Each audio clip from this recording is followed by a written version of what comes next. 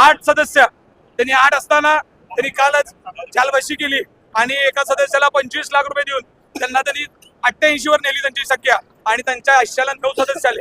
सभागृह नेत्यांनी लाईव्ह मध्ये सांगितलं, तुम्ही सगळ्यांनी बघितलं असेल की भारतीय जनता पार्टीचे 9 नावं मी जाहीर करतोय आणि नावं जाहीर करत असताना त्यांनी 7च नावं जाहीर केलेले आहेत. सगळ्यांकडे रेकॉर्ड आहे, 7 नावं जाहीर केले आणि 2 नावं त्यांना करता आली नाही. त्या एका भारतीय जनता पार्टीच्या कार्यकर्त्याचा मला मेसेज आला, मी तुम्हाला तो दाखवू शकतो की माझं नाव जर ह्याच्यामध्ये आलं नाही आणि 8 नाव वाचलेत, 9वं नाव माझं होतं, ते नाव कट झालंय आणि म्हणून मी अर्ध्या तासाच्या आत आत्महत्या करणार असं म्हटल्यानंतर त्यांना तो मेसेज गेला.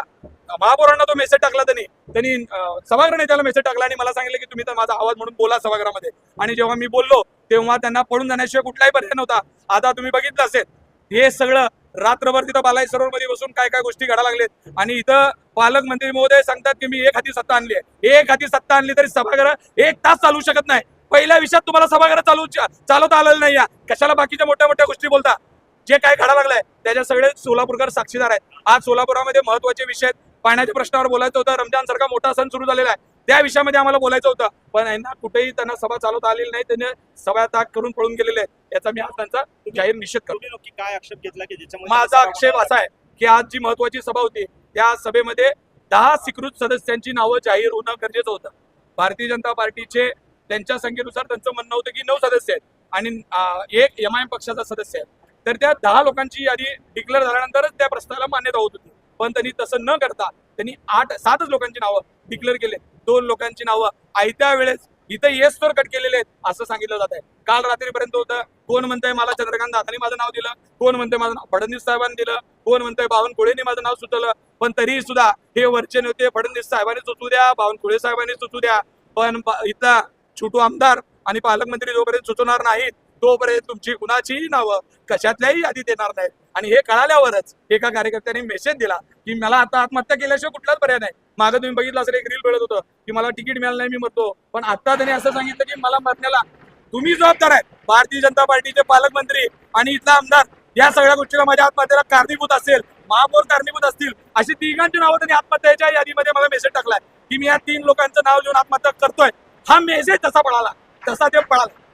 महापौर पळाले, महापौरांनी लगेच फोन केला, दादा मला मेसेज असा आलाय त्या सदस्याचा आणि पालकमंत्र्याचं नाव घेऊन तुमचं नाव घेऊन आत्महत्या करतो म्हणताय. म्हणल्यावर ते म्हणले अरे बंद कर सभा, पळ इथनं, पळ म्हणले की पळाले. आता हे सगळे बालाई चरोला जाऊन बसतील आणि तिथं करतील. नियम असा सांगतो ही सभा संपायच्या आत ती नावं त्या ह्याच्यावर 1 मताने असू द्या 2 मतांनी ते डिक्लेअर व्हायला पाहिजे होते. ते डिक्लेअर झालेले नाही आहेत. त्याच्यामुळे आजची बेकायदेशीर सभा आहे. आता आमच्या म्हणण्यानुसार ही 7च नावं फायनल आहेत. 9वं आणि 8वं आणि 9वं नाव जेव्हा येईल तर आम्ही त्यासाठी कोर्टात जाऊ. आता जी काही नावं आली होती जी वाचलीत सभागृहात तीच नावं आता शेवट नावं असतील आणि परिवहनची तर ह्यांना नावं करता आली नाहीत. मागच्या वर्षी सुद्धा तुम्हाला माहित आहे स्थायी समितीची नावं त्यांना करता आली नव्हती.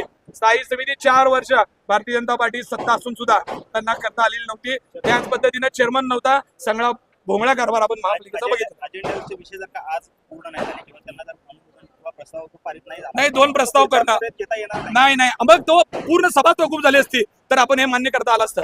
त्यांनी त्या प्रस्तावातले 10 मधले 8 नावं, MIMचं 1 9वं नाव हे डिक्लेअर होत आहे. म्हणजे टोटल 8 लोकांची नावं डिक्लेअर झाली आणि 2 नावांसाठी आम्ही सभा अर्धवट करणार. ही कुठला प्रस्ताव? आणि त्यांनी तसंही सांगितलेलं नाही की आम्ही 8 नावं डिक्लेअर करतोय. आणि त्याच्यामुळे ही नियमबाह्य चुकीच्या पद्धतीनं महाराष्ट्रात आज सगळीकडे नव्यानं महापालिका झालेले आहेत. असं कुठेही घडले नसेल. मी फडणवीस साहेबांना विनंती करतो, शिस्तीचे नेते म्हणून तुम्हाला महाराष्ट्रात ओळखलं जात आहे. फडणवीस साहेबांनी नगरसेवक म्हणून काम केलंय, महापौर म्हणून काम केलंय. महापौर पदाचे काय अधिकार असतात, सभागृहाला किती गरिमा असते.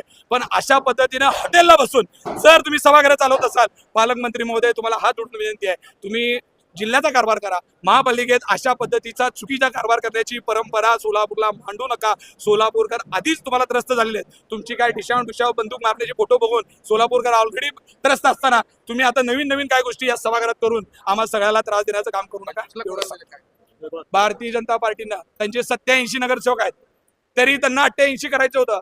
त्याचं कारण असं होतं की त्यांना असं वाटतं संख्या गणितामध्ये त्यांच्या 87ला त्यांना 7 जागा मिळतात म्हणून त्या 88 जागा करण्यासाठी त्यांनी 25 लाख रुपये देऊन त्या वैभव अत्तुरे या कॅन्डिडेटला त्यांचा पाठिंबा घेतला.